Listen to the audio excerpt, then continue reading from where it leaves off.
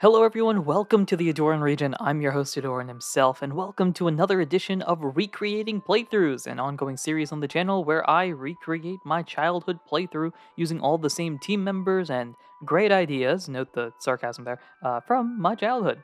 For this, we're stepping away from the Mystery Dungeon world, which is very unlike me, and diving into the Pokemon games that you're probably much more familiar with. Today, we're going through my first ever main series Pokemon game, Pokemon Diamond. In the comment section below, let me know what your team was in your first Sinnoh adventure. It'd be really cool to see how similar or different our teams and styles were. This video is also a lot more of a documentary as I initially wanted this series to be. I even have a script, which is very fun. So, as we begin, leave a like, comment, subscribe, do all those things you ought to do in supporting a YouTube channel. That's something I haven't said in a while. And let's begin this journey through the Sinnoh region, re-exploring Pokemon Diamond. It all started with a TV show. I was at home watching a broadcast about a supposed red Gyarados in a lake somewhere in a different region. I wasn't really sure what to believe, and I was ready for dinner, so I decided to switch off the TV and head downstairs to eat. As I got downstairs, my mother called me. It seemed like my friend Barry, my next-door neighbor, had called for me, and as usual, gave zero explanation. Sounds like dinner had to wait. When I was about to leave, though, my mom gave a quick reminder not to go into the tall grass, especially since I didn't have a Pokemon. Funnily enough, not listening to her led towards the adventure I'd soon have. I wouldn't recommend it all the time, though. Generally, you should listen to your parents. This introduces the second main character of this story, Barry. Now, I could spend hours talking about Barry, but there's one big thing you need to know. He's a guy who acts first and thinks later. Sometimes that's a good thing. Other times, he literally runs you over. He's also got a tendency to fine you for not being fast enough. He never ends up collecting, though. His idea came from the TV broadcast that I had watched earlier. Sounds like he was watching it as well. That red Gyarados had been found in a lake, and we lived next to a lake. So he put two and two together and decided to drag me into exploring our lake for a red Gyarados. Before I realized it, I was standing in front of the nearby lake, Lake Verity. When we got there, though, we found two people looking into the lake themselves. One of them was a young girl, around Barry and my age. The other was an older man. I briefly thought he was her grandfather, but it sounds like the girl, Dawn, worked for that old guy, a professor of some sort. As they left, Barry noticed that the professor had left something, a briefcase. It was in the middle of the tall grass, so I reminded Barry about my mother's advice, which he swiftly ignored. Like I said before, act first, think later. As we approached the briefcase, wondering how to deliver this back to the professor, a couple of Pokemon came and attacked us. We had no choice, so we opened the briefcase to see if there's anything helpful inside, and there was. There were 3 Pokeballs, each with a Pokemon inside. There was a Turtwig, a Chimchar, and a Piplup. Barry had given me the first choice, and so after a bit of deliberation, I decided to choose Piplup. The moment I made my choice, though, something felt right. As if a friend was just made. A deep connection was made. For now, though, Bird go bye-bye. Barry was also successful in beating the Starly I found out later after choosing Turtwig. At that moment, Dawn reappeared, very concerned about A, leaving the briefcase, and B, us having used the Pokemon in said briefcase. She seemed concerned, and I was pretty sure we'd be chewed out by the professor. Before we could even think about getting home, though, we saw the professor and Dawn waiting for us outside of our town. I was worried about being yelled at, but instead the professor simply stated that he'd head to his lab and walked away. Dawn said to visit the lab soon, and Barry and I both went home, kind of confused out of our minds. The next day we went off to Sandgem Town, a close walk and the location of the professor's lab. Now that I had Piplup with me, walking in the tall grass was fine, and we quickly got to the town finding the professor's lab. Dawn was waiting for me outside of the lab, presumably to lead me to the professor. As we were about to walk in, Barry ran out the door, shouted something about the professor not being scary, and booked it. With that, we went inside. The professor, who I'd learned was named Rowan, was there, clearly waiting to have a conversation with me just as he presumably did with Barry. After looking at Piplup, something seemed to settle within him, and he gave me Piplup as a gift, as well as a task. Professor Rowan wanted me to explore the region and assist him in completing the Pokédex, an encyclopedia of all of the Pokemon in the Sinnoh region. I couldn't say no, the journey of a lifetime was right in front of me, and I got to do it with Piplup by my side. I was in. I just had to make one quick stop first. After telling my mom about my journey, she was excited and sent me along my way. While there, Barry's mom also stopped by. As usual, Barry had decided to zoom ahead, forgetting to update his mom about his ongoing travels. I was tasked to give Barry some sort of parcel, which I didn't mind delivering, as it would also lead me to the next big city in the west side of the region, Jubilife City. Dawn taught me how to catch Pokémon, which gave me the idea. We need to build this team a little bit more. After all, completing the Pokédex would require more than just Piplup. I wanted to get at least 2 more members of the team, a golden trio at least for now. The first Pokemon that we got was Bidoof, a fun normal-type Pokemon that could definitely chomp its way to victory. The next Pokemon we got was a Starly. Look, while Starly may have attacked us previously, I honestly think that makes them a good ally to have. Besides, this bird wasn't really a battler, I could really tell. In fact, neither of these Pokemon felt like battlers to me, though I didn't think much of it at the time. I thought I'd be good with these 3 Pokemon, though Dawn didn't seem to agree. She suggested heading to the trainer school, not only to learn more techniques, but to meet up with Barry, who had stopped by as well. I met with Barry and delivered the parcel, which turned out to have 2 town maps. Barry gifted one of them to me and then ran off to Orberg City talking about a gym. That seemed interesting. I found some clowns and got a watch, honestly you had to be there, and I also found the 4th member of this team, a Bidoof. Cute little guy, but also not really a fighter. It seems like the only Pokemon really interesting in battling on my team was Piplup, charging into battles left and right. As I exited town towards Orberg, Barry met with me, and had an idea. That's a bad sign, at least for me. He challenged me to a battle, which I couldn't deny. Piplup had already jumped out of the Pokeball. The match was a hard-fought fight. Barry had gotten himself a Starly to go along with his Turtwig. However, with a combination of good healing, pounds, and bubbles, Piplup was able to take the win. Barry left to become stronger, and I wanted to find out more about this gym thing. Maybe it's a way to easily complete the Pokédex? As I reached Orberg City, a kid came to me and showed me the Pokemon gym, though Barry was already there. Turns out the gym leader had left, though not before Barry beat them for a gym badge. I'd later learned that gym leaders are like tests that trainers can go through to see how good of a trainer you were. If you could get all 8, you'd have the right to challenge the Elite 4. Beat all of them in a row, and you'd face the champion, the best trainer in the region.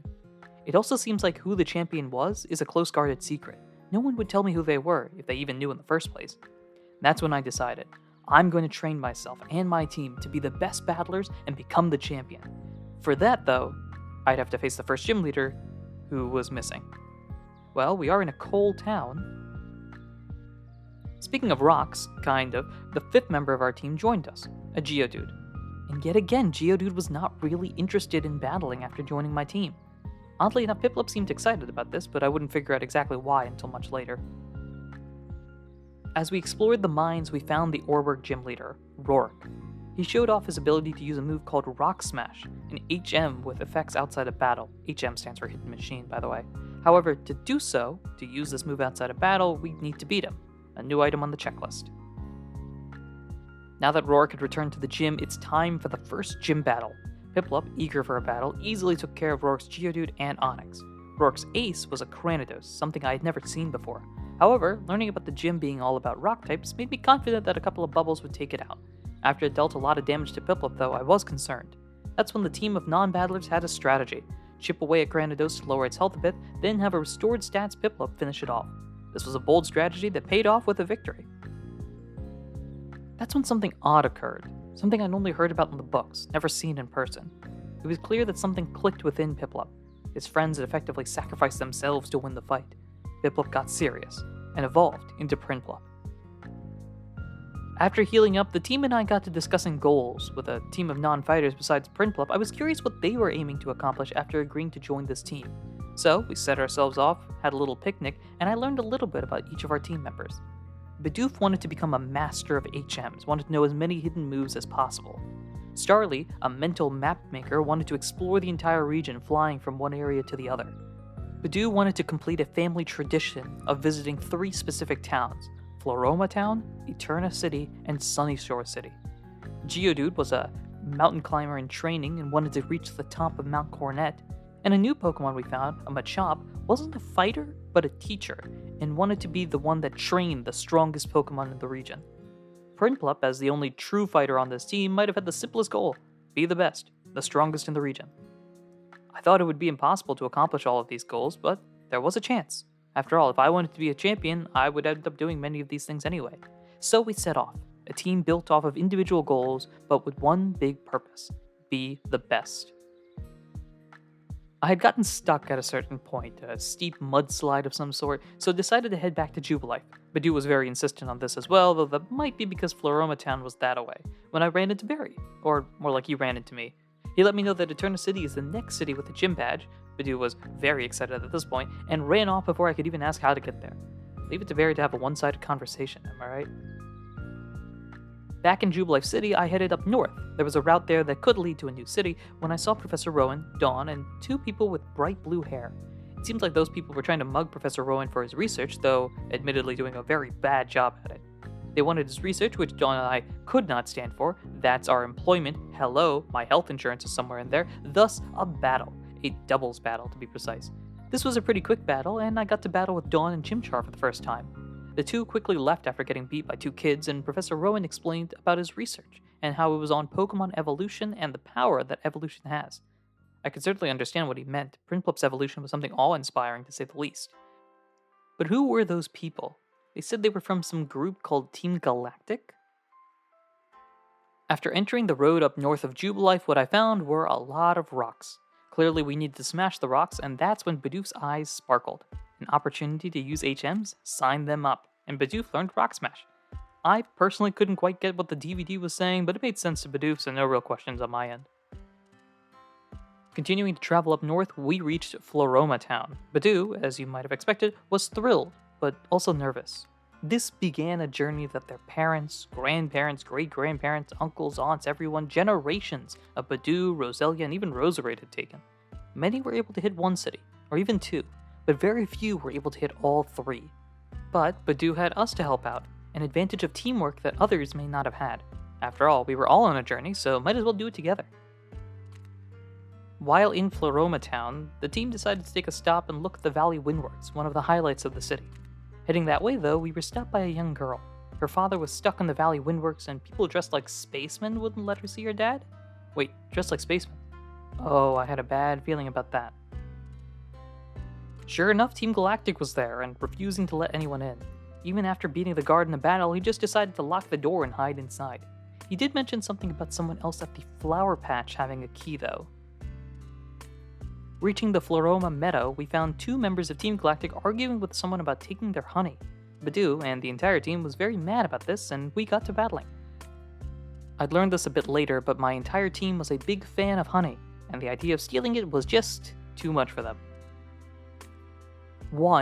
Technically two beatdowns later, and we got the key as well as some honey for ourselves. Next up, an invasion. Zooming through the Valley Windworks, we found ourselves facing against a galactic commander, Mars. Her bright red hair was a sign of her fiery nature, or perhaps more of her Peruglia's fiery temper. Nevertheless, through the power of Prinplup and teamwork, we were able to beat her and Team Galactic left. However, it seems that they were still ultimately successful in getting all the power they needed for something. The next day, we decided to leave in the daytime, too much of this adventure has been done during the evenings anyway, and headed up north to get to Eterna City. To get there though, we'd need to go through the Eterna Forest. As we walked in, we met someone named Cheryl. She wanted to join me as we went through the forest, and I accepted. We went through, competing in various battles, and I learned a bit more about her and her experiences. Seems like she was worried about Team Galactic, a logical worry, and was a big healer. She even had a Chansey as her partner.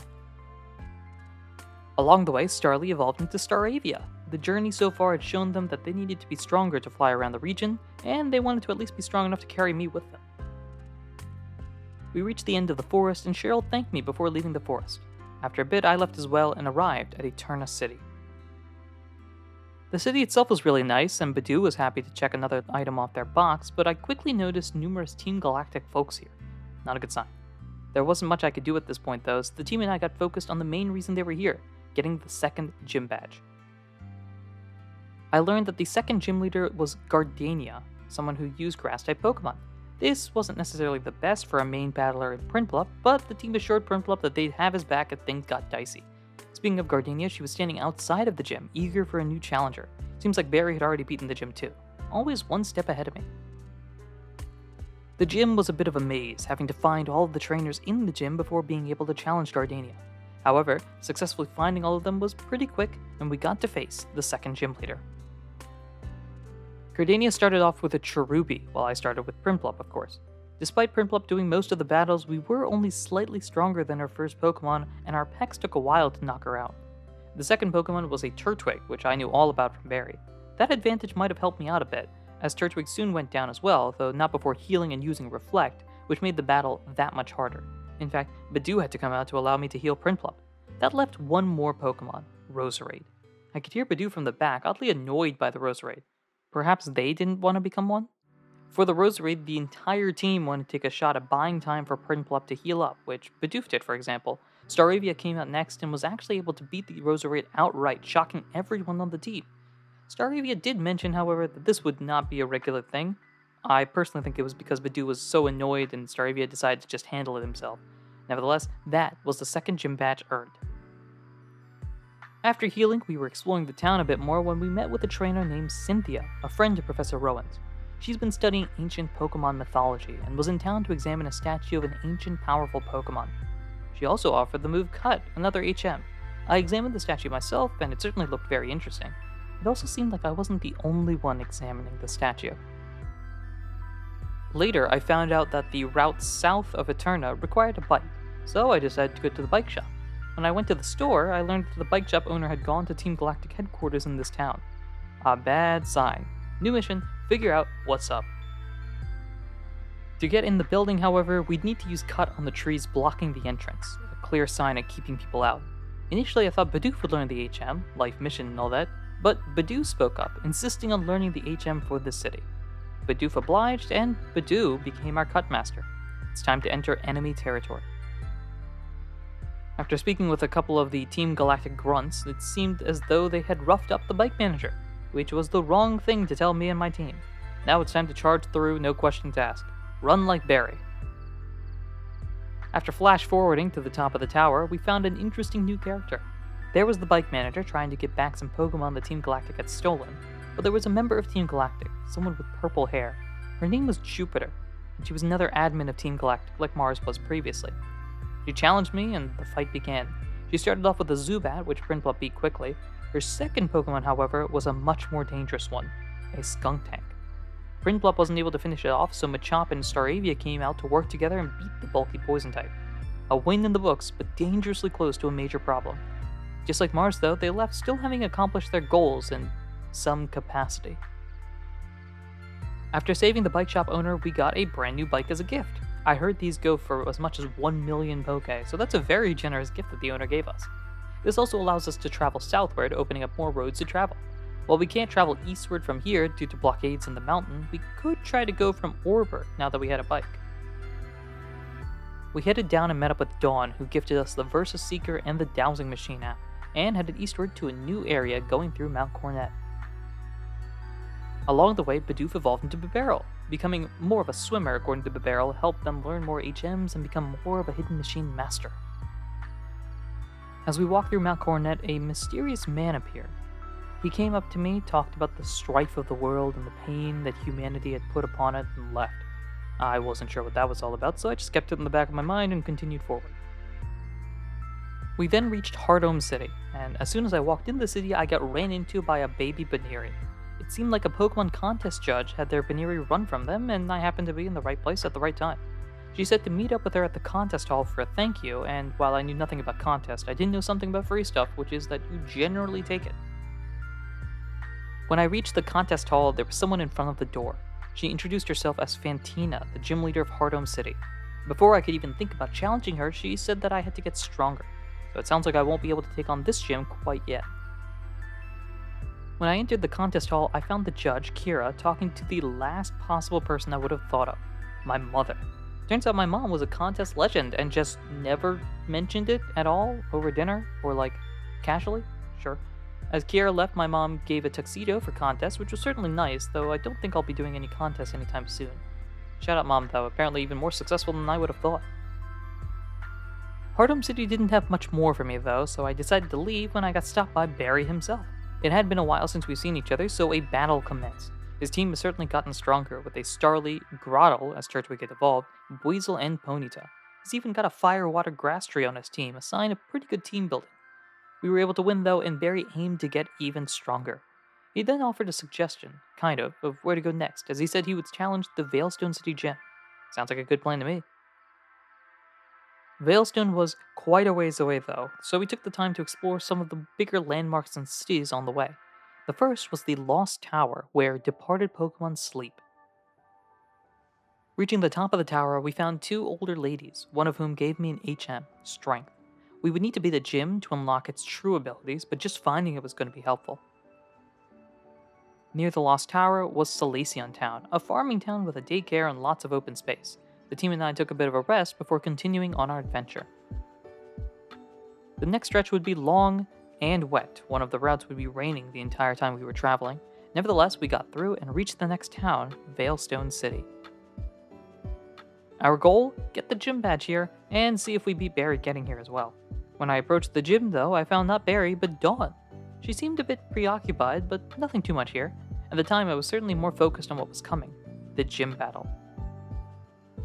The gym leader, Maylene, was a fighting type specialist, and the gym itself was a literal gym, or maybe a dojo? A combination of a maze and a gauntlet of fighting type Pokemon awaited us, including facing the Karate Quads. We got through, however, and stood face to face against Maylene. She couldn't have been much older than I was, and was extremely polite, as she basically said, "I'm strong, fight me and my team," and started off with a Meditite and a Machoke, both of which were pretty easy to take out with some powerful bubble beams. Her final Pokemon, however, was a new one, a Lucario. This Pokemon felt like it would be a much more difficult foe. Prinplup went down, and so it was decided that Prinplup's sensei would take over, and Machop came out. One quick revenge, and she was able to beat Lucario, proving that the teacher still had quite a bit to teach the student. With my third gym badge, I now had the ability to fly, once I found the move Fly. A hard-fought battle, now time to go heal. However, when I left, Dawn was waiting outside for me. Dawn had seemingly dropped her Pokedex, and Team Galactic had taken it from her, refusing to give it back. As a fellow Pokédexer, is that the term? It only felt right to join Dawn in getting her property back. It was another doubles battle, and this time Dawn's partner was a Clefairy, a really fun Pokemon to work with even if it was kinda doing anything it wanted. It sounds like to me Clefairy and Dawn were still working on strategy and teamwork, at least from what Dawn was telling me during the battle. In fact, at a certain point, Clefairy kind of just got fed up and quit, swapping itself out for a Kadabra that Dawn had. That seemed to help, or at least Kadabra was listening to Dawn much more, and we won the battle, retrieving the Pokedex from the Galactic Grunts. As they ran away, they mentioned something about Pastoria City, which sounds like the next place to go. Entering into the warehouse that the Grunts ran into, we found the HM for Fly, which was very helpful. Despite Bibarel really trying, and trust me, we spent a lot of time on it, Staravia was chosen to learn Fly, and we now had the ability to fly across the region. As consolation for Bibarel, he learned Strength. While we couldn't use it outside of battle in the short term, they'd definitely be able to take advantage of it in the long run. Along the way, Machop evolved into Machoke. She said it was to learn new techniques to teach Prinplup, though I got the feeling that she was worried Prinplup was catching up to her too quickly. We reached Pastoria City without any major notes, though I did learn that a blackout in Sunnyshore City, which Bidoo was not thrilled about, I gotta admit, stopped us from being able to go that direction, and we instantly prepared for the fourth gym. Gym 4 had Crasher Wake as the leader, and he is all about water types. I can kinda relate to that, but now it's us versus them. The gym itself had a puzzle of water levels, a 3-level maze to navigate through. Crasher Wake was loud, and he was ready. Started off with a Gyarados, which is a bad sign for our team. The Intimidate would certainly hurt our lead Piplup. Shocker. Bibarel took a hit for Prinplup in an attempt to heal, but even Prinplup got knocked out. This meant the non-fighters would have to fight. Not great. Staravia tried, but a hard hit knocked them out. Next, Machoke. Despite having a flinch and confusion, they were successful in knocking out Gyarados, but not without taking some sizable damage. Following this was Quagsire. A Mist Slam helped us heal up, and we were able to take a few powerful shots to knock out Quagsire, though not without a dangerous setup. Finally, Floatzel. Despite the threat, Sensei Machoke dived deep into their soul and became the Revenge Queen. One big hit, and Floatzel went down. With that, we got badge number 4. That night, I noticed a Team Galactic grunt outside of the Great Marsh, and decided to have a friendly conversation with them. They mentioned something about a package and ran off, which, to me, sounded pretty suspicious. When following, however, Barry kind of ran into me. He was polite about it at least, and challenged me to a battle. He started off with a Starly, which, I gotta be honest, I'm still confused by. Come on, Barry, did you want Starly to stay as Starly, or did Starly want to stay as Starly? Otherwise, you gotta listen to the kid involved. A quick win against Starly, and Grotle came out next. Staravia was getting more and more into battling, or at least seemingly had a rivalry with Grottle and was eager to pick a fight. Unfortunately, Staravia ended up getting knocked out, and Prinplup finished off Grottle. Next was Ponyta, which Prinplup quickly beat. Finally, it was Buizel, which Prinplup and Torrent were able to beat. After the battle, Barry agreed with me about the concerning Team Galactic Grunt and suggested chasing after them, which I would do, after healing of course. After beating the Team Galactic Grunt, they ran off towards another one of the three big lakes, blocked off by a couple of researchers. I don't believe them though. I also met back up with Cynthia, who was interested in the folklore about the lake. According to Cynthia, there's an island in the center of the lake where a Pokemon could be, a Mirage Pokemon. She also mentioned a group of Psyduck with especially bad headaches and had a medicine to heal them, which she gave to me to give. So, we ended up taking the long way around back to Hearthome City, partly to train up and partly because the team was interested in that route connecting Hearthome and Pastoria. We also took a look at the Hearthome gym, but it seemed like Fantina was still out. So, to the Psyduck we went. Giving the medicine clearly helped as the Psyduck left, only for Cynthia to show up. She asked me for a favor, to deliver an old charm to her grandmother in Celestic Town up this way. I was curious about what's up on this route and accepted. The next day I set off for Celestic Town. Before I did, Staravia learned Defog, which was definitely needed to explore a foggy route, but Beryl didn't even argue it was that much of a blockade for us. Along the way, Geodude was eager to get stronger. They could sense that mountain climbing was near, and they wanted to be an ultimate mountain climber, so they decided to evolve into Graveler. Clearing the fog helped us go through the route, and we reached Celestic Town. When reaching the town, however, someone seemed to be blocking the entrance to a special area of the town, saying they were going to take some drastic action for some reason. Well, it's a Team Galactic Grunt, so one quick battle later, and we stopped them easily. As they ran away, Cynthia's grandmother appeared, and we gave her the old charm, made in honor of the legendary Pokémon. Apparently, the Grunt was blocking an ancient cave painting, talking about 3 Pokémon stopping some sort of deity. Cynthia's grandmother also gave us another hidden machine, Surf. To use it out of battle, though, we'd need to beat the Hearthome Gym. As we left the ruins, we met with the blue-haired man from Mount Coronet, Cyrus. He seemed to be looking for answers to a question of his own creation, trying to create a new world. Something about him feels odd, and my entire team didn't feel like he was necessarily to be trusted. But we had other things to do, so we continued on our adventure, keeping this in the back of our mind though. Going west from Celestic Town led to Mount Coronet again, but a lot of blockades that we couldn't handle, so we returned to Hearthome City to find that Fantina had returned. It was time to face Fantina, the questionnaire of the gym, and Fantina's ghost-type Pokemon. Along the way, Prinplup was getting stronger and stronger, and finally took that final step towards ultimate power, evolving into Empoleon. The Emperor Penguin had appeared, and I could tell that the entire team was excited, especially Machoke, the crowning achievement of their career, or at least that's what they hoped. With the evolution of Empoleon, Bibarel wanted to give a gift. They would let Empoleon be the surfer of the group. It meant a lot to both members of the team, even if it doesn't really sound like it, and would really boost Empoleon's power.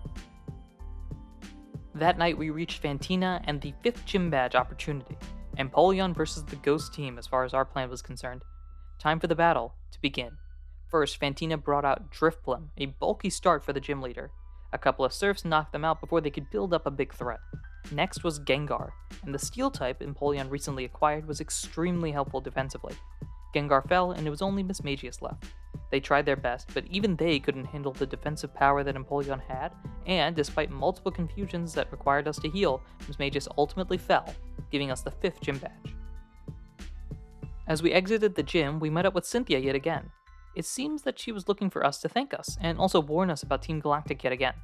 She also suggested heading to Canalave City, west of Jubilife City, as their library could be helpful to learn more about the mythology of the region and help fill out our Pokedex even more.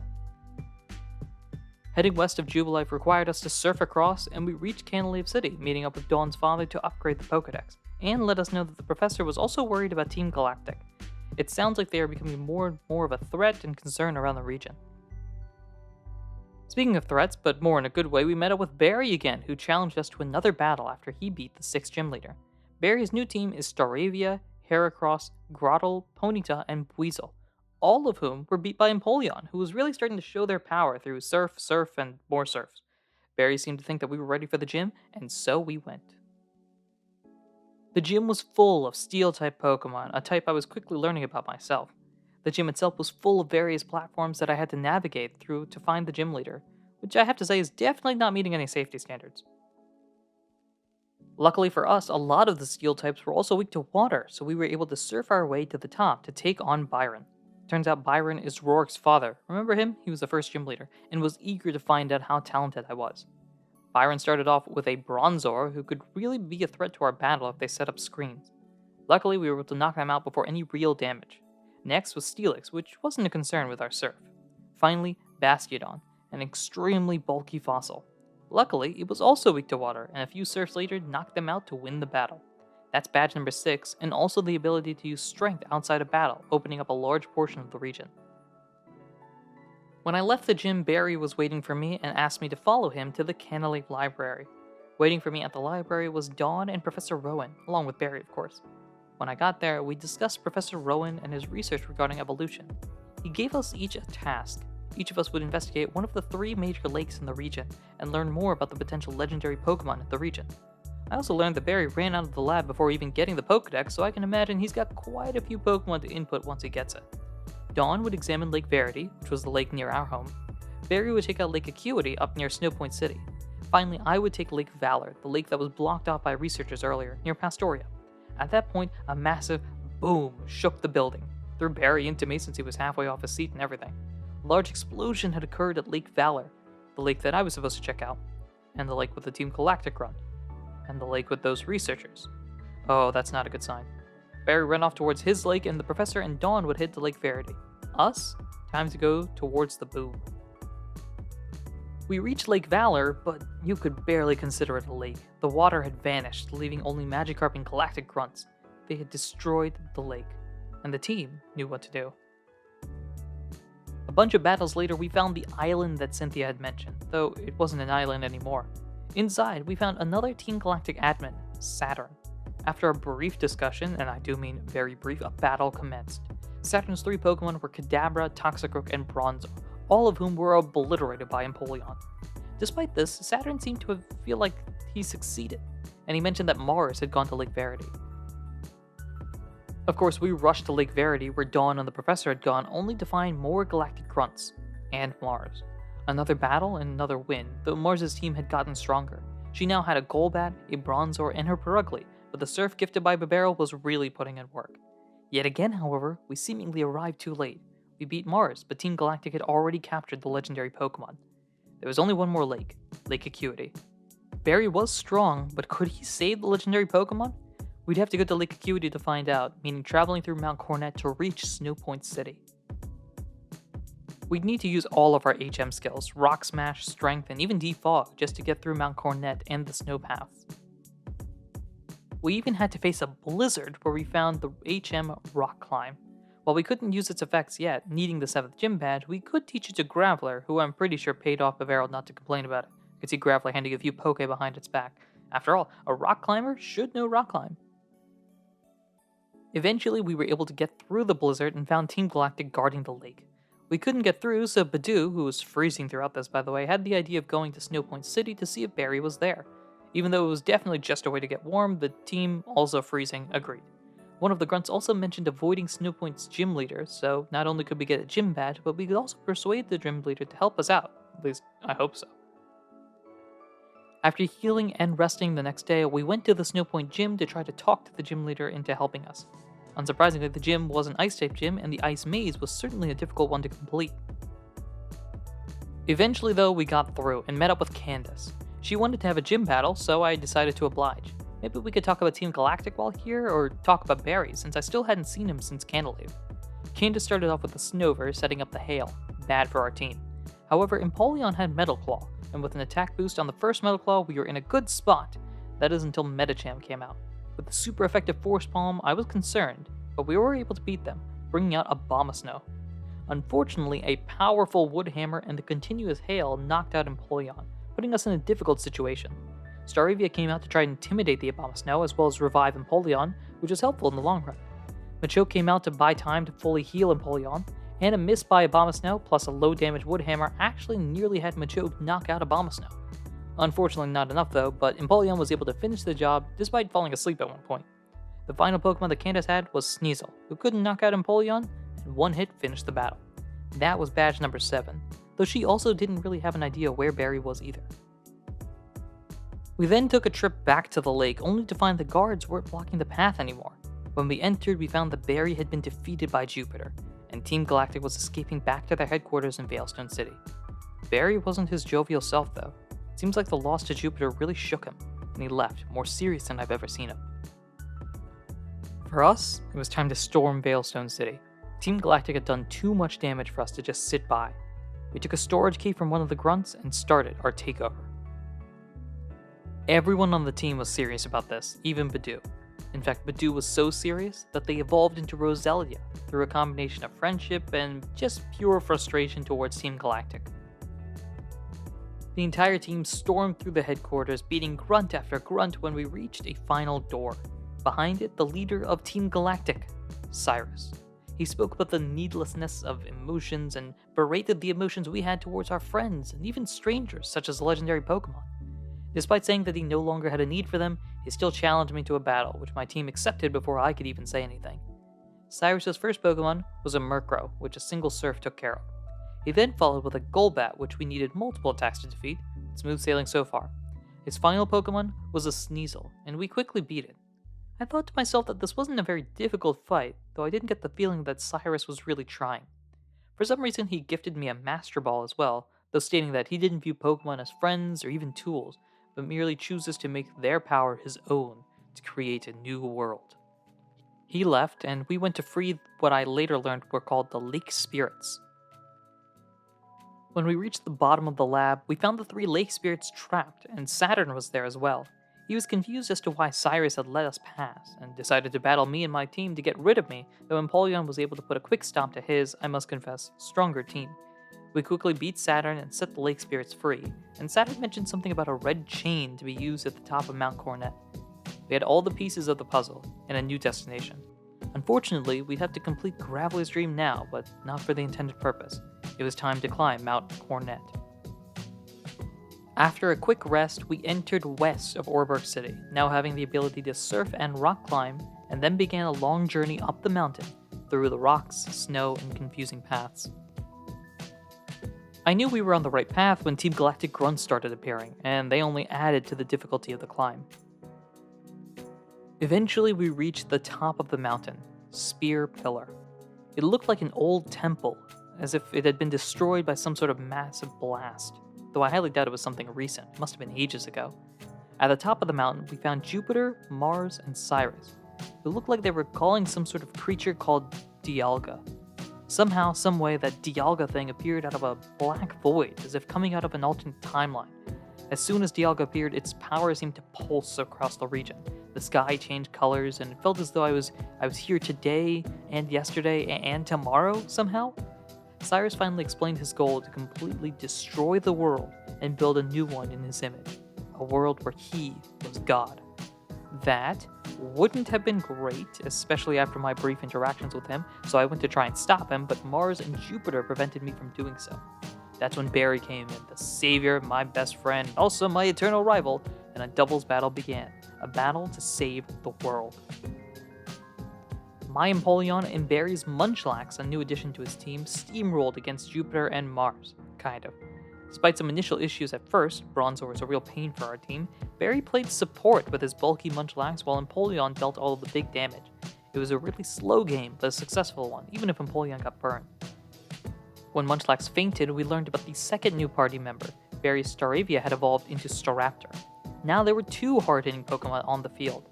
Staraptor got a couple good hits in before being knocked out, and we got to see more members of Barry's team, including Ponyta, Weasel, and Heracross. It felt like Mars and Jupiter were targeting Barry throughout this entire battle, but rather than complain, Barry took it in stride. He finally brought out his ace, the newly evolved Torterra, and our teamwork succeeded in finally taking down the 2 admins. Even if I did accidentally knock out his final Pokemon. Barry, I'm sorry about that again. The battle, though, took a long time, and Barry healed me up before stepping back. He felt like this was my fight, and I knew it too. As I stepped forward, however, it looked as though Cyrus's plan was working. Dialga was creating a new world right under its very feet, and we only had minutes before this world would likely be replaced. I was scrambling for an answer. My strategy at this point was to push Cyrus into Dialga and hope the legend got mad when the 3 Lake Spirits appeared. They seemed to calm Dialga down, and the red chain Cyrus used crumbled into pieces. Out of frustration and confusion, Cyrus attacked me, potentially final battle against the Team Galactic leader. He had gotten stronger. For one thing, his Murkrow was now a Honchkrow, though it wasn't able to do much damage against me.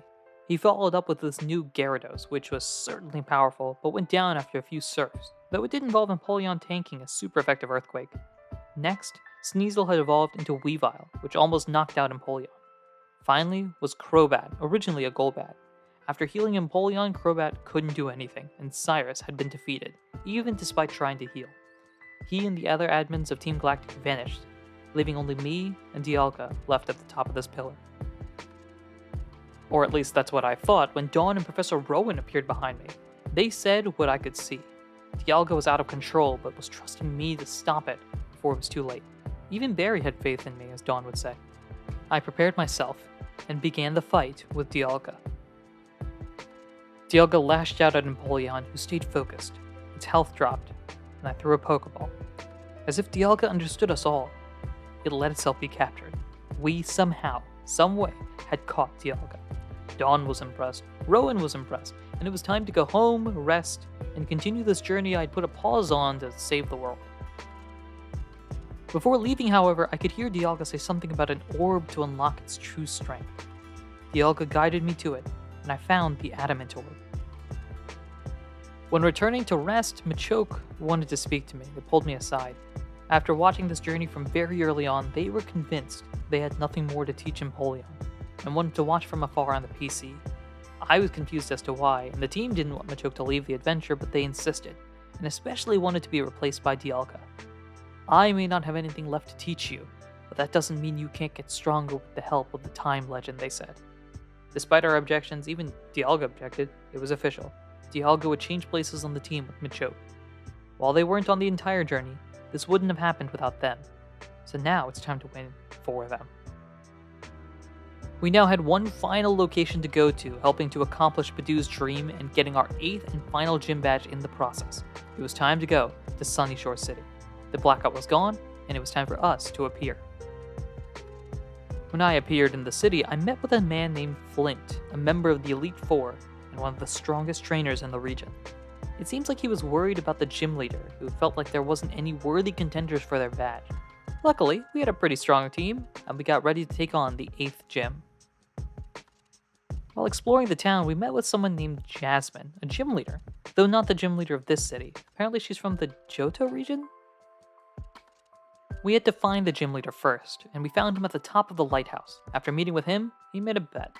If he felt like if we were too weak, he'd go and challenge the Elite Four. It was our job to prove him wrong. After all, it was our job to head to the Elite Four and become the new champion.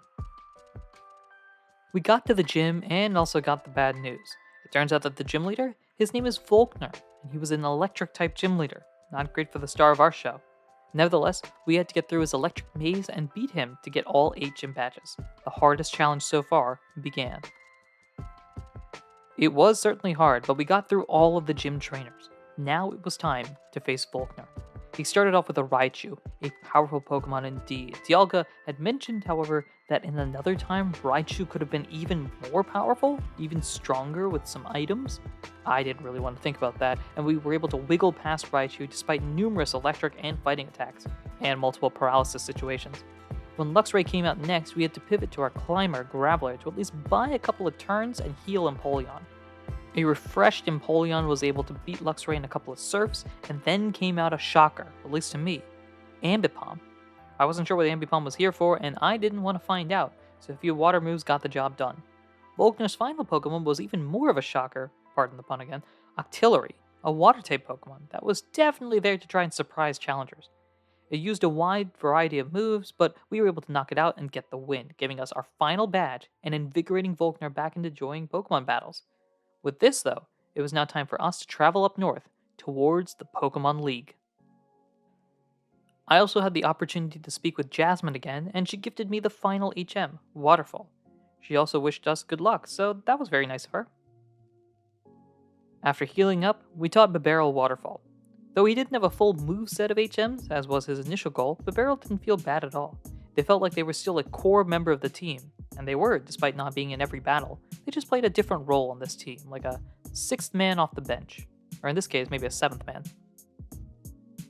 Now we were all prepared for the longest route of the adventure. More like routes. The road to the Pokemon League was a long one, not even including Victory Road, full of tough trainers. We trucked through battling everyone we could and getting more and more prepared for the ultimate challenge. Victory Road was winding, looping, and full of powerful Pokemon and trainers. We were able to get through, however, and reached our final destination, the Pokemon League. After healing up and buying the items we needed, we were finally ready to enter. Just one thing stood in our way, and it wasn't the badge checker. Barry, our adventure-long rival, had one last test to give us, and it would be our strongest test yet. Barry started off with Staraptor, the bird that he wouldn't evolve until it finally did, and quickly. Then he went straight to his ace Torterra, the starter and first partner that began this whole journey just as Empoleon did for me. Heracross followed, showing how Barry stopped running around and began to enjoy the flowers on his path. His excited side came through with Floatzel, jumping from one area to the next. The ultimate journey of patience with his new Snorlax, and his drive towards becoming better through Rapidash. Each of his Pokemon reflected a part of Barry, either that he learned throughout his journey, or that he honed through his adventure. He was strong, there was no doubt about that. He probably could have become a champion. However, I was just as strong and just as focused, and in the end, at least for now, only one of us could get through first. Barry, in his own way, wished me luck, and then it was time. The badge checker confirmed that we had received all 8 gym badges, and we were able to walk on in. We had to face the entire Elite Four in a row, then followed that up with the champion. It was all or nothing, so we stepped forward and began. The first member of the Elite Four was Aaron, a Bug-type specialist. If he got all this way with only Bug-type Pokemon, you know he had to be good. His team consisted of Dustox, Heracross, Vespiquen, Beautifly, and his ace, Drapion. However, we had a potentially secret weapon. Our Empoleon knew Drill Peck. Despite Dustox setting up a light screen, we were able to completely sweep Aaron with Empoleon's super effective moves and, equally important, Steel-type defenses. Oh, and one giant Hydro Pump at the very end. PowerPoint management would be critical as we battled everyone, but with Aaron defeated, we moved on to the next member of the Elite Four. As we entered into Room 2, the smell of Earth filled the air. The second member of the Elite Four was Bertha, a Ground-type trainer and someone who could easily beat our Empoleon if they played their cards right. Bertha started off with Quagsire, who dug underground after a couple of protects. This is where Staravia was able to help, avoiding Ground-type moves to the point where Quagsire was switched out for Golem. I brought Empoleon back in and aimed to basically just throw water at all of our problems. Golem went down, and Bertha's ace Hippowdon fell as well. Quagsire returned trying to dig again, but I simply brought our bird back into the fight, avoiding the digging whenever it occurred. Staravia's journey to travel across the region probably didn't expect to include avoiding all Ground-type moves, or maybe it did? With Quagsire knocked out, Wishcash followed, which quickly fell as well. Bertha's final Pokemon was the Rock-type Sudowoodo, who fell to a couple of Aqua Jets. We had beaten the second Elite Four member. After healing, it was time for the third member of the Elite Four, a familiar face, Flint, the Fire-type Elite Four member. His team, consisting of Rapidash, Infernape, Lopunny, Steelix, and Dripplum, were certainly prepared for Water-type Pokemon. Empoleon, though, was just a bit stronger, and we won the battle, though it did strike me as odd that he was a Fire-type Elite Four member with not many Fire types. We even got Dialga and Staravia in the fight at the end, mainly to save some power points on Empoleon, though Dripplum's double teams did make things a bit complicated or stally at the end. The final member of the Elite Four was Lucian, a Psychic-type trainer. This could easily be considered the hardest fight so far, and starting off with Mr. Mime spelled potential danger.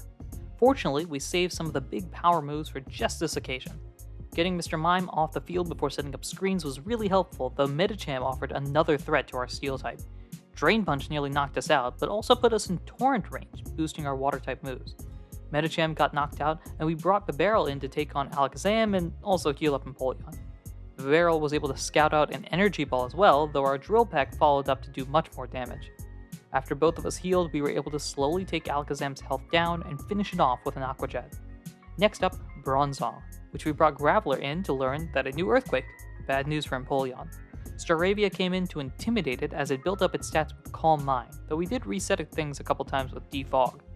We brought in Roselia at one point to stun Bronzong, hopefully buying us turns for Empoleon to knock it out, but a Hydro Pump did basically nothing now that it built up its special defenses.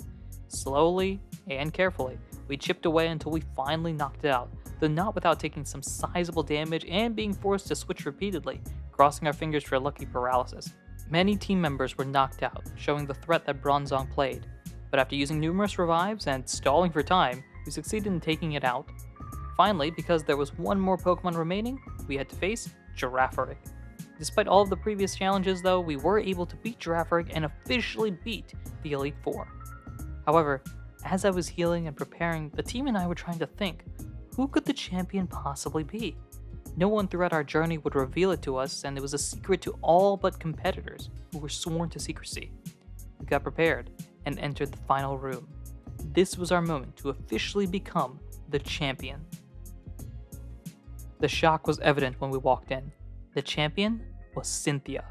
She'd been helping us throughout this entire adventure and yet was also the most powerful trainer in any room. That is, until now. The battle started with me bringing out old trusty Empoleon while Cynthia brought out a Pokemon I'd never seen before, a Spiritomb. This wasn't a sign of things to come, I don't know what was. A single Surf was able to luckily knock it out and Gastrodon came out next. A second Surf, which she responded with a Muddy Water herself. Back and forth the waves went until we got the advantage and knocked Gastrodon out, though not before doing some sizable damage from an Earthquake. Next, her ace Pokemon, Garchomp. We had to play this carefully, so I switched to Staravia to get an Intimidate off. Garchomp went for Giga Impact, which knocked out Staravia, but also caused it to pause, meaning we had a free play. A Hydro Pump, though, wasn't enough to knock it out, so Graveler came in and took an Earthquake. We had to heal up at this point, so Bibarel fell as Staravia got revived. Staravia came in to Intimidate again and heal Empoleon. Down went Staravia, but now Empoleon could sorta tank an Earthquake. It still did about half health. Unfortunately, Garchomp survived the Surf, and we had to switch into Roselia, surviving on 1 health point, giving us the turn we needed to heal up Empoleon. Garchomp went for Giga Impact, meaning that we could knock it out after a few Surfs and Aqua Jets. Next up was Lucario, and we were down to just Dialga and Empoleon. A Dragon Pulse did some decent damage, but we were now going for broke. Hydro Pumps when we can, and Aqua Jets to speed ourselves up. An Earthquake brought us to low health, but we took out Lucario, bringing in Roserade. For this, Dialga was sent to basically be a wall as we healed Empoleon. While Empoleon was healed up, Dialga could attack, doing as much damage as possible, even using a couple of Roar of Times.